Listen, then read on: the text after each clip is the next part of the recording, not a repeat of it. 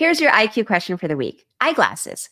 How do you choose which type is best for you, whether you get tinted lenses, transitional lenses, or polarized lenses? Well, my guest today on the IQ podcast is going to help us make that decision.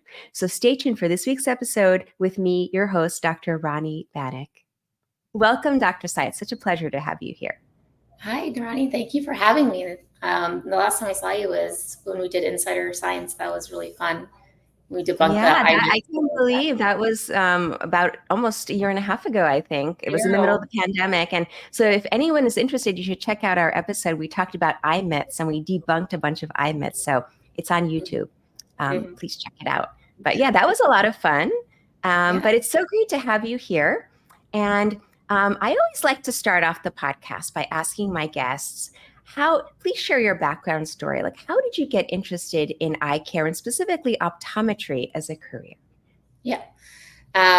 It's funny, anything that could go wrong with my eyes happened to me. So I remember first when I wanted to be in healthcare when I was in college, I didn't quite know exactly what field I wanted to go into.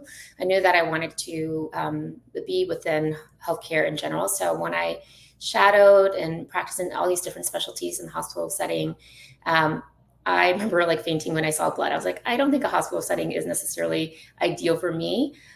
So I started to research more of like, what could I do in private practice settings?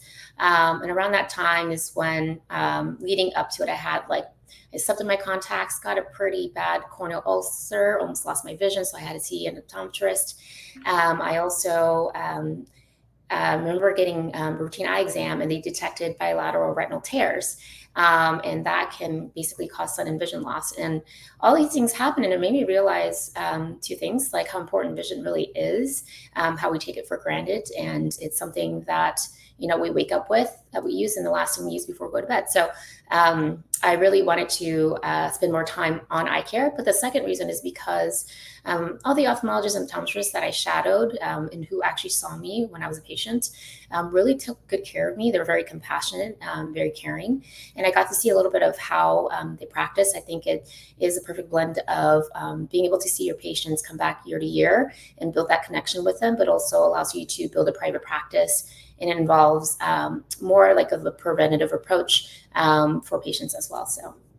Yeah, absolutely. And actually, I find it interesting. A lot of people who do go into the eye care space have had personal eye issues. I've talked to so many people, or, perhaps it's a family member. They'll say, oh, my grandparent has glaucoma or macular degeneration, and I saw how it impacted their life, and I really want to make a difference. So I'm so glad you made that decision because you've helped so many people along the way as an optometrist. Now, I know a lot of people also they get a little bit confused because there are different types of eye care providers out there. There are optometrists, there are ophthalmologists, there are also opticians. So there are actually 3 O's in the world of eye care. Can you just briefly explain, like, what is it as an optometrist? What's your training? What do you do? What services do you offer your patients? Yeah. So as an optometrist, and I think it really depends on where you go because this can vary, but we are the primary eye care providers that you would see for comprehensive and general care. If there's something more specialized or surgical procedures are required, we refer to an ophthalmologist that specializes in that area. So day-to-day would look like routine vision eye exams, prescribing glasses, contact lens fittings, prescribing contact lenses. And we also take care of a lot of like medical infections, corneal infections, ulcers. We also, depending on where you go, which optometrist, we do manage medical optometry. So that can include glaucoma evaluations and management, as well as retinal evaluations and sometimes management, co-management with ophthalmologists for like cataracts, for example, or LASIK. So myself in particular, I do specialize more in dry eye treatments, dry therapy, as well as myopia management. But I think it, again, depends on where you go and who you see. Yeah. Yeah. So I think it's important that people realize, we're both optometrists and ophthalmologists are eye doctors. So when you say you go to the eye doctor, you're going for not just most people just think, oh, eyeglasses is, what I'm going to go for. But Mhm. really, it is important to get the full checkup. And both Right. ophthalmologists and optometrists can do that. And Yes. so definitely, don't just go for your glasses checkup, get the full eye exam. And that does include dilation, at least an annual dilation for most adults.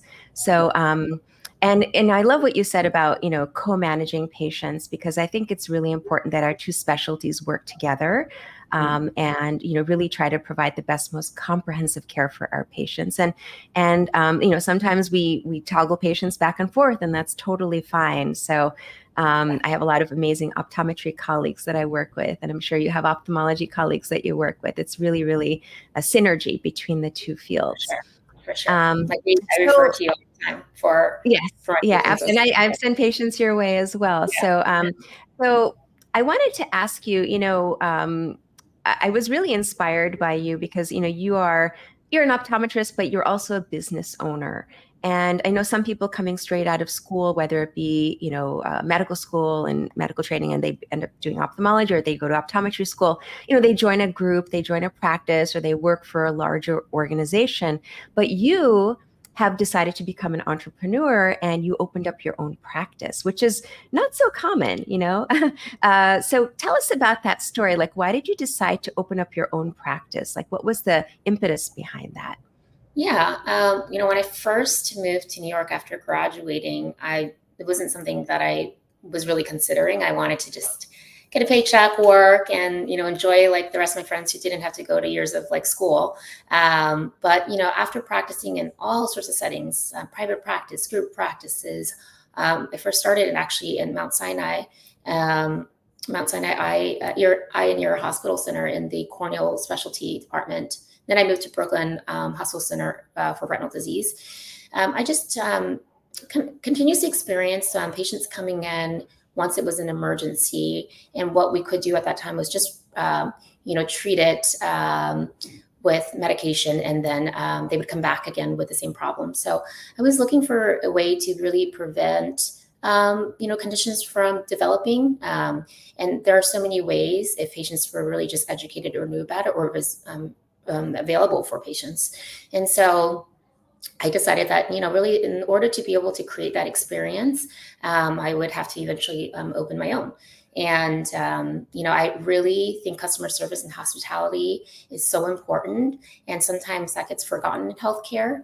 And for me, I really, I appreciate going to a hotel and them remembering my name, and having sort of this special like relationship or connection where I feel like I'm taken care of. And so that's also why I really want to create a different way to practice and experience for patients.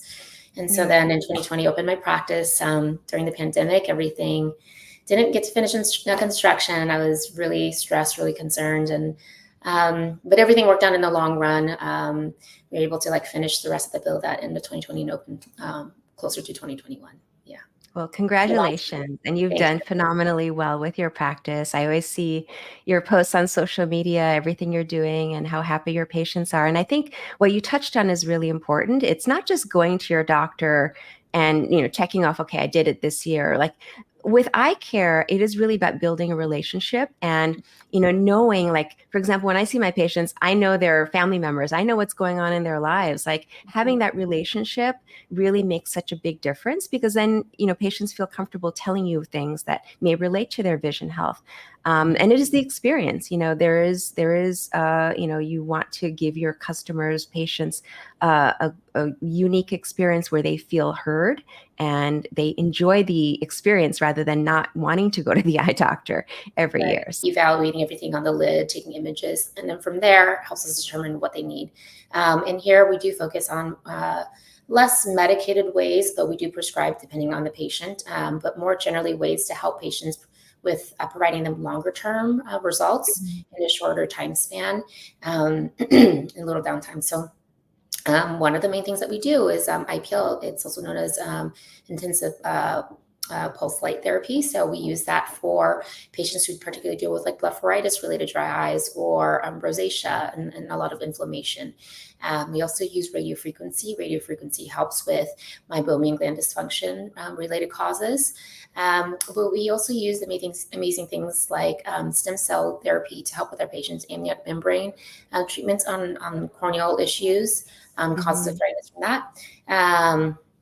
As well as various other forms of like certain eye drops that help with production of oil or tears. So a lot of patients sometimes might have a combination of the treatments to help them along the way, and it really just depends on what they need. Yeah, absolutely. I think from a patient perspective, a lot of patients get told, oh, you have dry eye, and they just keep putting in drops and it's not really helping. And in those types of situations, it's important to look deeper to find the root cause. And some of the testing that you mentioned, like the meibomian gland imaging, which is meibomography, there are various machines that do that, can help detect, okay, is there a structural problem or are the glands clogged? And then treat that as the root cause rather than just to put the band-aid on the issue, which is drops. And yes, drops do work for a vast majority of patients, but when they're not sufficient, it is important to explore number one, what's causing it. But then, as you mentioned, like each person may need a unique approach, and sometimes it's a combination of these different things. I always love, the dietary aspect of things and supplementation. So I always talk to my patients about how they're eating. Are they getting enough omegas in their diet? And perhaps if they're not, maybe they do need to take an omega supplement. So I always have that conversation with patients as well. Welcome back to the IQ podcast. Today we're chatting with Dr. Jennifer Tsai. And so, Dr. Tsai, one question I really wanted to ask you, and also for my own education, is when people get a glasses prescription, they take it to the optical store and they're given all these different options, what type of glasses, lenses to get. How is how do you guide patients? How should they choose whether they should get the add-ons, for example, transitional lenses or specific tints or maybe polarized lenses? Like, what's the type of conversation you typically have with patients? Yeah, majority of the time, oftentimes, during the consultation or exam room, is really learning about the patient's habits and lifestyle. You can only prescribe what the patient will find most useful in what they're using day to day and what issues they're dealing with. So, a patient is oftentimes, let's say, outdoors and is very active, then we might want to prescribe proper lenses with transition if they are someone that doesn't typically like to carry multiple pairs of glasses, for example. And the other thing is like even the frame matters. If someone is very active, we want a frame that is actually very lightweight and comfortable, that doesn't, maybe is like screwless, for example, for the right design for that patient. When it comes to, let's say, like contact lenses, it's also about their lifestyle and day-to-day habits. There's options of like daily contacts versus extended wear. It's, how often does this patient actually wear contact lenses and for how many hours of the day? If someone deals with dryness and they look at screens a lot and they wear contacts quite often, maybe daily lenses would be the best option for them. Hmm. Yeah, those are great tips. So if someone, I'm just going to ask you this question because we were talking about dry eye earlier. If someone has dry eye, is that an absolute no-no for contact lenses, or do you work with them to try to get a contact lens brand or you know, Mhm. a technology that's really going to work best for them? Yeah, I think patients will want to do what they want to do. Of course, if it's actually going to worsen a condition or actually cause like a concern, we wouldn't want to do that. But we try to work with the patient so that they can continue their lifestyle. It's not about changing and limiting what they can do, but it's about working around, again, focusing on the root cause. So there's dryness. How do we actually help the patient treat the dryness, improve the dryness, so that they are able to wear contact lenses a little bit more. So in the beginning, maybe we say you can only wear the contact lenses for special events, but as we work on the dryness and improves, you should be able to wear them more full term. Hmm. And in some cases, when patients have very severe dry eye, in some of my patients, I recommend that they get scleral lenses. Can you just briefly explain, like, what are scleral lenses and who may they be appropriate for? Yeah, we also fit scleral lenses quite a bit for patients who deal with dryness, but also with keratoconus. So scleral lenses are maybe, I would say, a much larger lens. It's harder Mhm. material.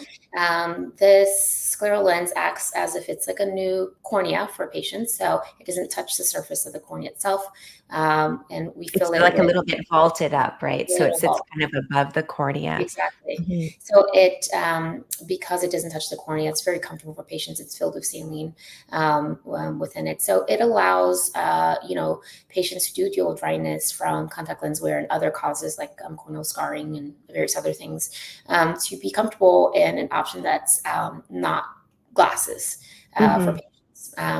But it does involve a process of training how the patients how to wear them, because it's a completely different process, and educating them how to use it. Yeah, and to be safe when using the scleral lenses. Exactly. This is with any contact lenses. Like safety is really, really important. I can't tell Mhm. you how many patients say, "Oh, my lenses are." They say that they're 1 month lenses, so they wear them continuously for Yeah. 1 month, and that's not a good idea. So Yeah. even though it may say extended wear, you should probably not wear them at night. I always counsel my patients just take them out at night.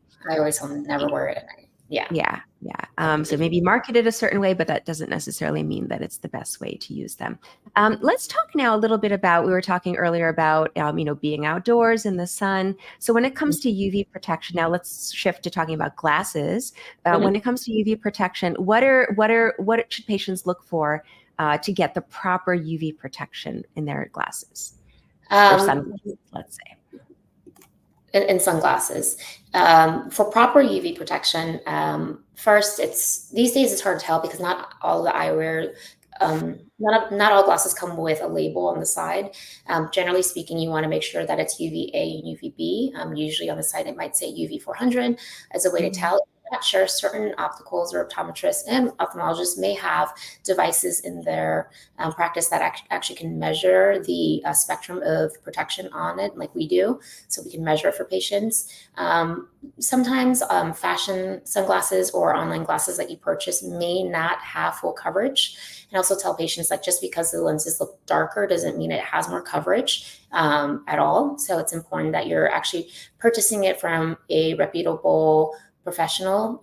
Typically, if you do buy it from, let's say, optometrists, opticians, and ophthalmologists, we'll use specialized labs from verified companies that make lenses that are certified with the proper correction that it needs. Mhm. And the best thing I would suggest is also to have wider coverage. So something that has better Mhm. Something like coverage. wraparound or large. Exactly. Yeah, Yeah. absolutely. Yeah, Yeah. I mean, I want to just expand a little bit about, you mentioned like really dark lenses that, just because they may be very, very darkly tinted doesn't necessarily mean that they're fully protecting you. So get them checked. And also, they may, if they're not 100% UVA, UVB blocking, the dark tint actually causes your pupils to be wider. So it may actually put you at higher risk for certain eye conditions because your pupils are bigger, more light is coming in, but the lenses aren't really blocking UV as they should. So always get them checked. And patients always say, can you tell me if these are right? And that's the right question to ask your eye doctor. If what you're purchasing, especially if you're getting them online, that they are really protecting you. So I wanted to also chat a little bit about different tints because many people get dark tints like gray or brown or sometimes even black, but some people opt for lighter tints like pink or light gray or amber or even blue. So how do you help your patients choose the tint, if they want Mhm. fashion glasses, for example? And what types of tints do you recommend for certain types of eye issues? Yeah. Very popular one is going to be, like, let's start with gray tints. Gray is great for overall brightness, still maintaining color balance. And so it's great for everyday use, outside activities, driving, for example. It gives you this true color perception and bright sunny conditions. I would say brown and amber tints really enhances color, especially when you're outdoors. So people love it when you're doing like outdoor sports activities like golfing or fishing. And it's great for like when light conditions tend to change, helps to reduce like glare. Yellow tints, it can be like a fashion tint, but people also use it sometimes when it comes to like nighttime driving, as well as indoor usage on screens for like computer use. So that's helpful for like low light settings. Blue light, blue tints, I think, I guess it depends on if it's like tinted blue or you're talking about like blue light coating. Sometimes people use it for screen time and eye strain, but also the last one I would say probably important one is like rose or pink tint.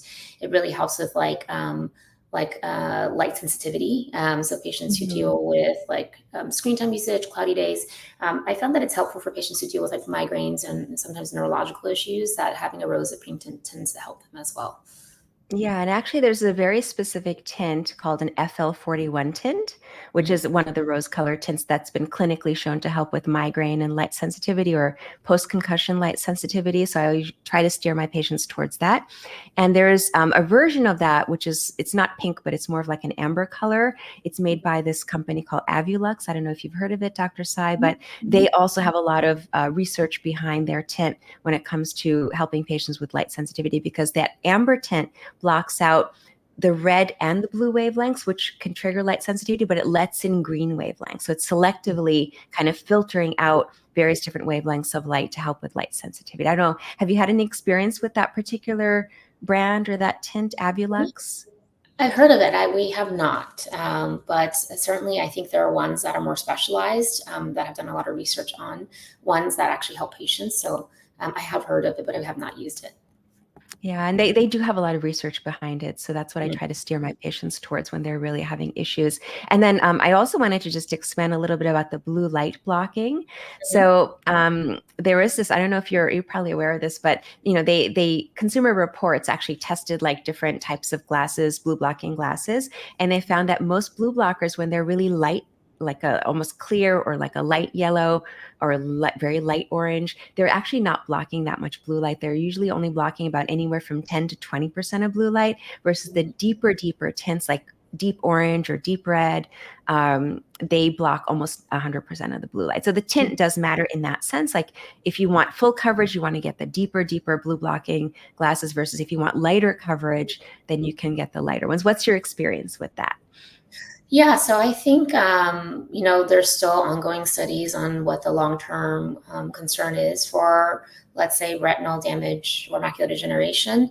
We do know, generally speaking, it definitely has an impact on our sleeping patterns and how well we get sleep at night, as well as just feeling like very light sensitive, dealing with glare on screens, and when if you work in an office like fluorescent lighting, it can be very bothersome for the eyes. So I think starting with any type of blue light protection is going to help as is. But if someone is Mhm. more sensitive to light sensitivity in general, they want more added coverage.